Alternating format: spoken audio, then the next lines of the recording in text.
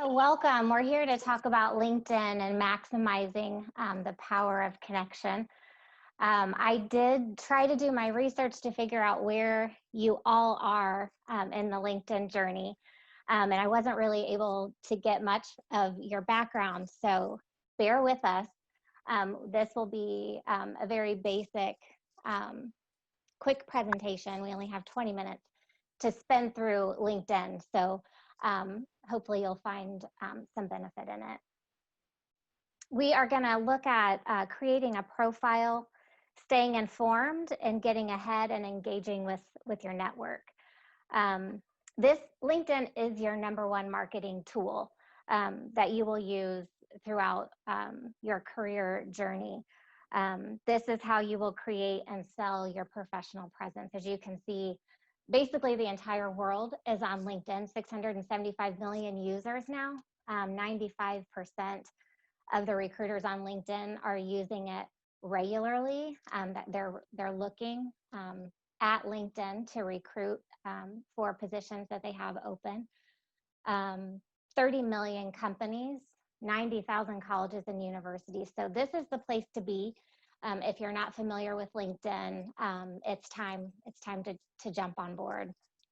With creating your profile, I just wanted to mention a couple of things. I'm going to assume that most of you have a profile, but I want to just remind you to try to keep your profile, your professional presence different than your social media presence. So try to make your profile picture as professional as possible. We know that you will get 14 times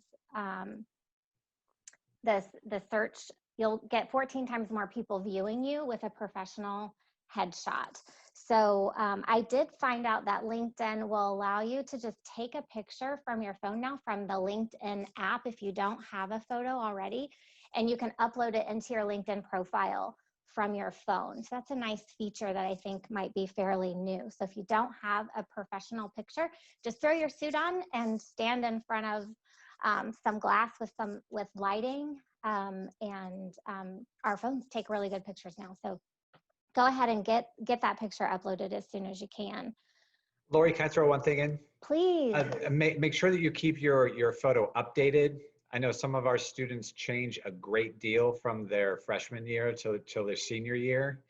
And if I'm a recruiter and I'm going to meet with you, I want to, especially if I'm going to maybe meet you for coffee somewhere, the photo is going to help me identify you. So make sure that it looks like you currently. So, I mean, what, 20 years ago, I may have had hair, so I'm going to look completely different now. So just make sure that the photo that's on there, I could find you today if I were looking for you in a crowded room. We can go to the next slide, please. And then we've also learned that to have a complete profile, filling out all of the profile sections, will result in 40% more opportunities for you. So try to remember to have a catchy headline. That's the first thing that recruiters are going to see. And remember that recruiters are only going to take about 6 to 7 seconds to view your LinkedIn profile. It's about the same amount of time that they'll look at a resume. So that headline needs to be catchy, something that grabs their attention quickly. Remember to keyword optimize. So you can do that by checking the job description or a few different job descriptions that you would be interested in applying for, and try to put some of those keywords in your LinkedIn profile so that when recruiters are using when the recruiters are searching for those keywords or candidates that fit that job description, your profile might come up for them to view. I want to, if I may, please, can I show a quick video on your summaries? Lori, just make sure that when you can you hear it? When you share it, make sure You have to click the 2 boxes. Yeah. So stop the sharing and then bring it up again, and then there's a box in the lower left that'll say share computer audio as well. Thank you. I knew that. I'm sorry. That's okay.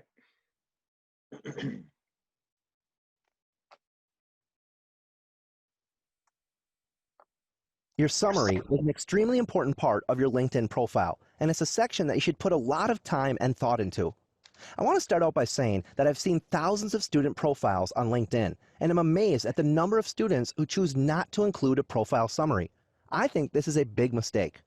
Not only is the summary an opportunity to share some of your accomplishments, but it's also an opportunity to share your mission statement, your career goals and aspirations, personality, and why it is you do what you do. You want your summary to resonate with those who choose to look deeper into your profile. Your summary is also a great place to include keywords that will help make you more visible in search results on LinkedIn. So let's take a look at how we can add a summary to Maria's profile. Now, this is something that's changed a bit on LinkedIn recently. And in order to add a summary, we need to click on the Add Profile section button. From here, there's a section called About. And in here, we can choose Summary. I'll go ahead and click on the plus button. And now, inside of this pop-up, we can start entering in our summary. So you can click here and begin typing. I'm going to go ahead and paste one that I've already written out for Maria. And we'll take a look at this in a second. Now down below, you have the ability to add media as well. So if there's something such as a photo, a document, a presentation, video that you want to showcase, you can add that to this summary section. For right now, I'm just going to click on Save. And if I scroll down, you'll see that About section here for Maria. Now, one thing I want to point out is that it only shows the first couple lines of the summary when you first access a profile. This is important because you want to make sure that this grabs someone's attention and makes them want to learn more about you. I've seen many people in here that say something like, "My name is Maria Wilson, and well, you don't need to put that because you have that information up above. So in this case here, it says, "I'm currently a junior at Rue Academy, pursuing a degree in business marketing, an emphasis on digital marketing and social media.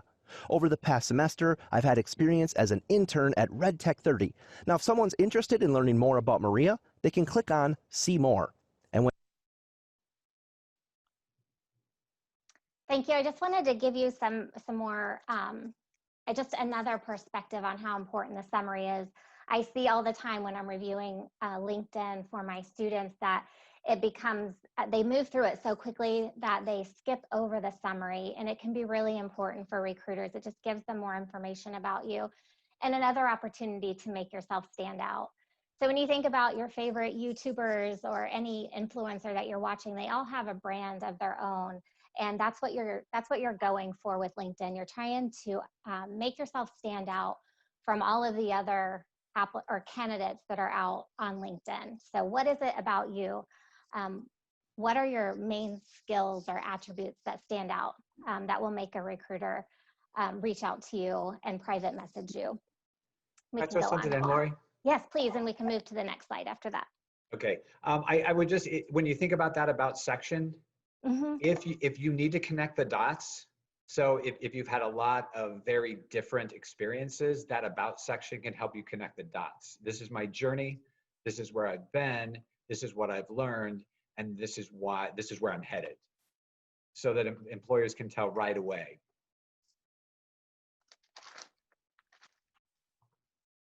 Okay, and then after you have your profiles built out, it's time to work on your connections. I remember when I first started at Butler, 5 or 6, 7 years ago, it was really intimidating for me to look at my coworkers' LinkedIn profiles and see that they had 500 connections. And I thought, how in the world will I ever have time, or how will I ever meet 500 people to add to my LinkedIn profile? But it did happen. It happens over time, and it is important that you're building your connections every day, because the warm contacts, the introductions that happen through LinkedIn are extremely powerful. I see it all the time, students that are really struggling with submitting 100 applications and not getting any callbacks, and the magic doesn't happen until someone has introduced you to someone that can personally speak on your behalf about how great you are. And a lot of times that happens through LinkedIn. And so I have many stories I can share with you, not enough time today to share with you about how students, as soon as they have been connected or introduced to someone on LinkedIn, how quickly they're called in for an interview. So please work on building your profile or your connections on LinkedIn. I would recommend that if you guys have access to each other later, that you all connect with each other. It's extremely powerful. Professors, friends, family, advisors, and I will warn you once again to be careful about connecting with people in your social media, or people that you may have gone to high school with that you have lost connection with. This is a professional recruiting tool, and so you want to keep those two things separately, and we can move on. Yes, and I know that many of you already have your profiles, and I'll remind you that it might give you that they might say there's an opportunity for you to add everyone in your address book as a LinkedIn connection. And I would warn you again with that. I think I would send individual requests for connections to be sure that you're not including people in your LinkedIn that might be better in other places on your social media. And Mike will get into a little bit more detail on using the rest of your resources. All right, so I just want to show you some brief tips. Let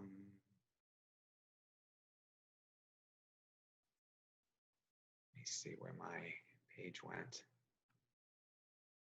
There we go. So I'll take you to my profile just to show you a few things. So if you're new to LinkedIn, in terms of connecting, we can look at my profile. In terms of reaching out to people and finding people that you may want to connect with, you may receive requests and you can either accept the request, decline the request, ignore the requests. In terms of actually reaching out to people, who might you want to add? I wouldn't add people that you don't know and that you don't know well. And when people reach out to me, I always like to see a message with it. So I highly recommend that when you're accepting requests to connect with you, that and when you're making requests to connect with someone, always add a message. If you ran into someone at a networking event or however you know them, put a specific message with your invitation so they know why you're connecting. And I will add here that there's nothing personal about that. As a reminder, I work with hundreds of female students every day. And so I'm very, very careful about who I will accept into my network, because once I accept you into my network, I know that you can see all of my students. And so I just, as a mother, I watch out for who can reach their profiles. So great point, Mike. I appreciate that. And I agree, it is important to send a personalized message when you connect. Very good. Alumni connections, school connections are going to be your warmest leads to reach out to have a conversation, have a networking conversation, coffee in a non-COVID environment. But so I'll just use Butler University, our university, as an example. So in terms of building your network, most university pages look something like this when you look them up. They have this sort of navigation on the side.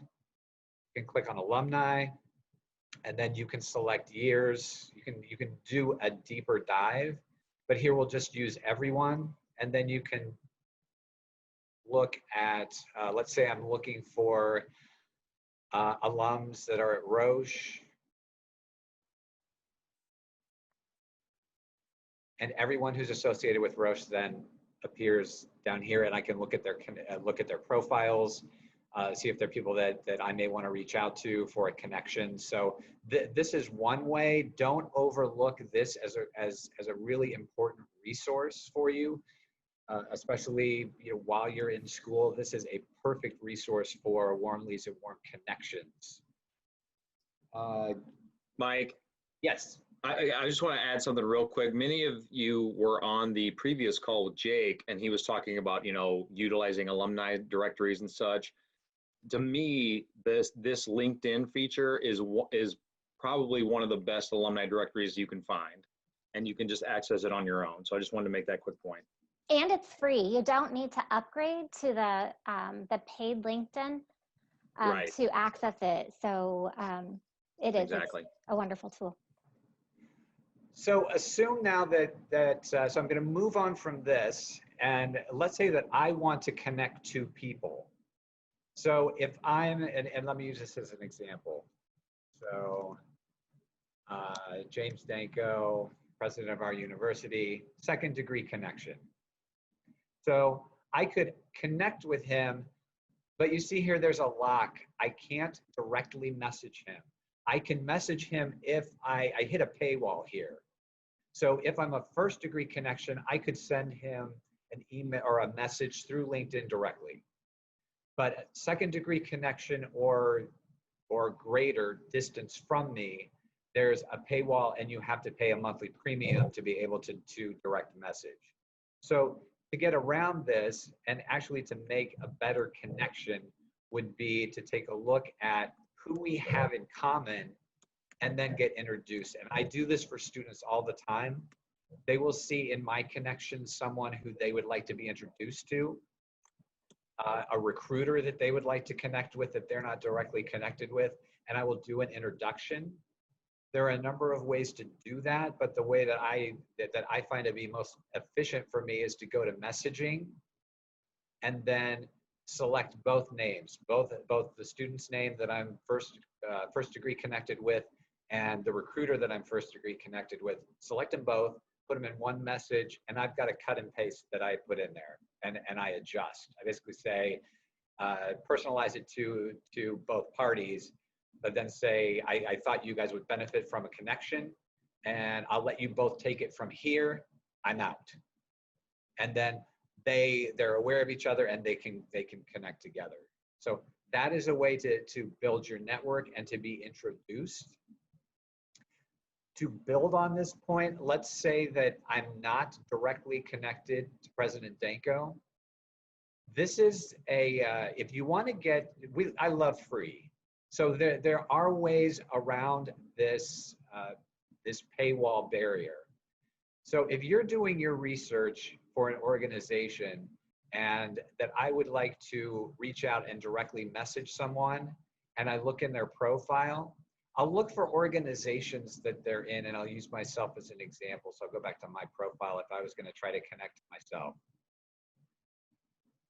I'd look in the profile of the person, I'd look at organizations that they belong to, and most groups in LinkedIn are free to join, but they're moderated. So you have to go into the group and you have to ask the group moderator if you can join. Very rarely is there any question. And you're able to get into a group, and now I'm going to take you to groups.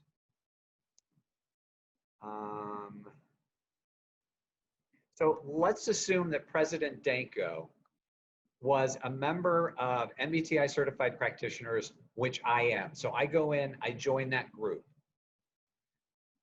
If I'm in that group, I can go into my group. I can see all of the members. And now I can directly message all of these almost 8,000 people. So you can see that I'm third degree connected with all of these people, so I can't directly message to go into their profile. But if I've joined the same group, I can go in and send them a message directly. And also in terms of networking, I can go into this group then and say, you know, what? We just happen to be in the same group. We share the same interests. And then start that conversation, start that networking conversation. Is a very effective way to use LinkedIn and to sort of get around that monthly fee if you so choose to do so. And we are running a little short on time. The other thing that I wanted to point out in closing is to go back to my profile. As you're developing your profile,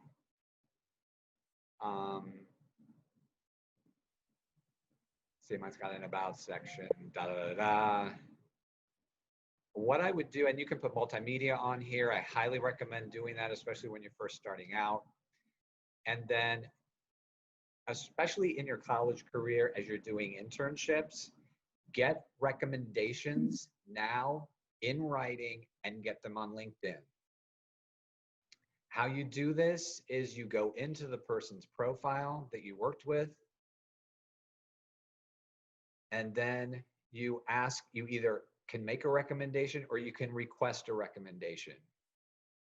And I can't tell you how much this feature will help you. First of all, it's displayed so that everyone can see it on your profile. And when you're applying to jobs in the future and they ask for recommendations, you've got them forever. So in 2 years, you don't have to go back to someone that, oh, I did remember that 3 months that we worked together in an internship 3 to 5 years ago.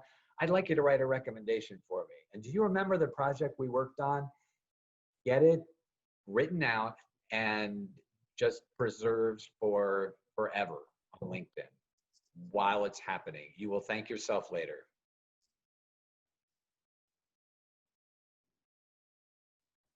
All right, very quick run through, quick tips. But we're at about 1:22 right now. We wanted to pause and see if you had any questions.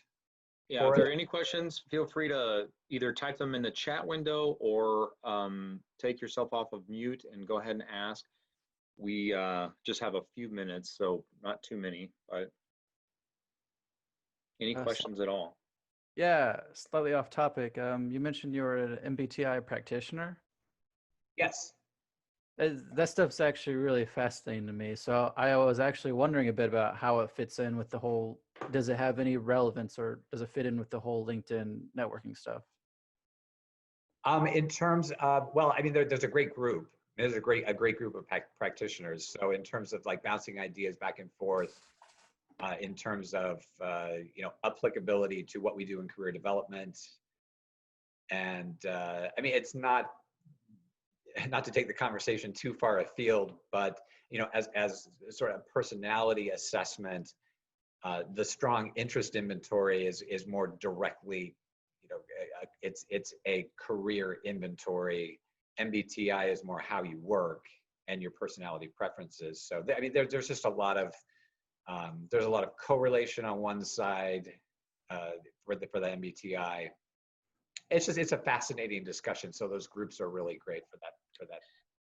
And you meet a lot of interesting people. So I highly recommend, in your area of interest, go out and join the groups in your area of interest. You'll meet some pretty interesting people. I would just say for anyone who's interested in any of those assessments, go back to your career services office and as an alum or as a student, and you should be able to gain access to those for sure.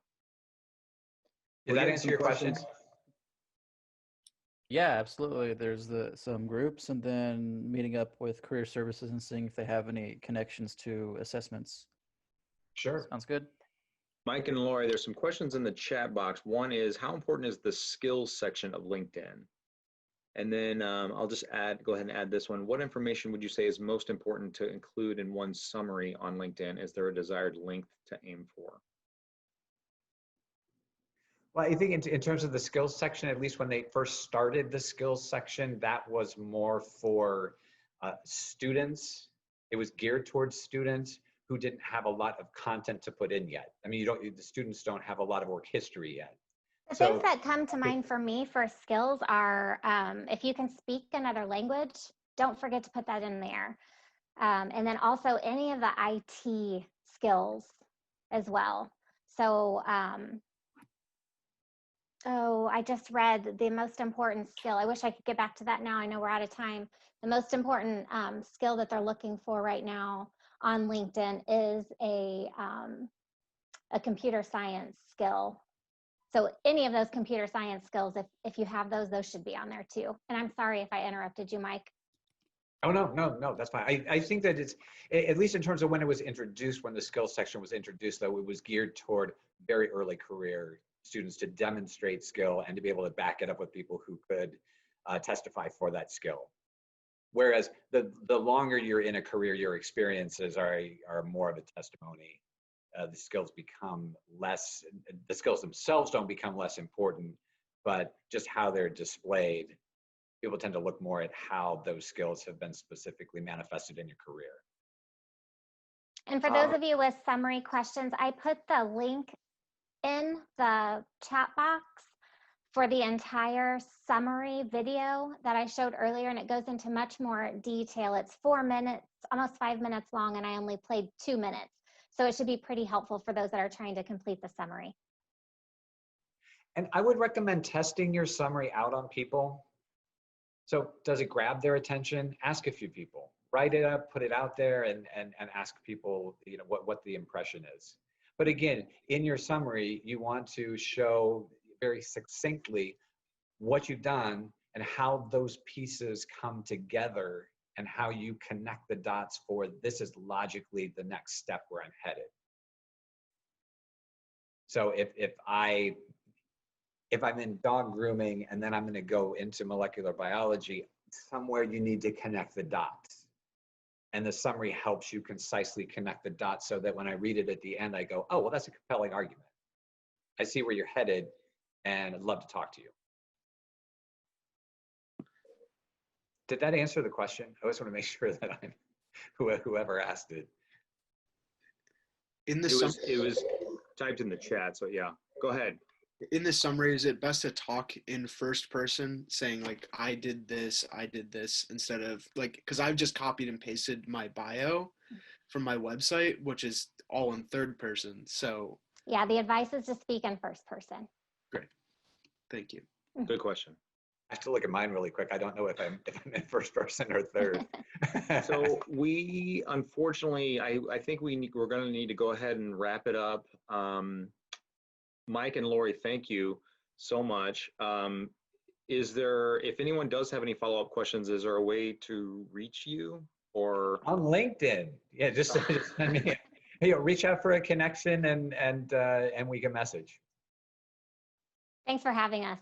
Oh, and mine is, I go by Mike. That's my name in my box here, but it's James Michael Thomas on LinkedIn. If you didn't catch that way to one, make it hard for everybody, Mike. I know. I tell you to connect with me and then you wouldn't be able to find me. Thank you both. Really appreciate it.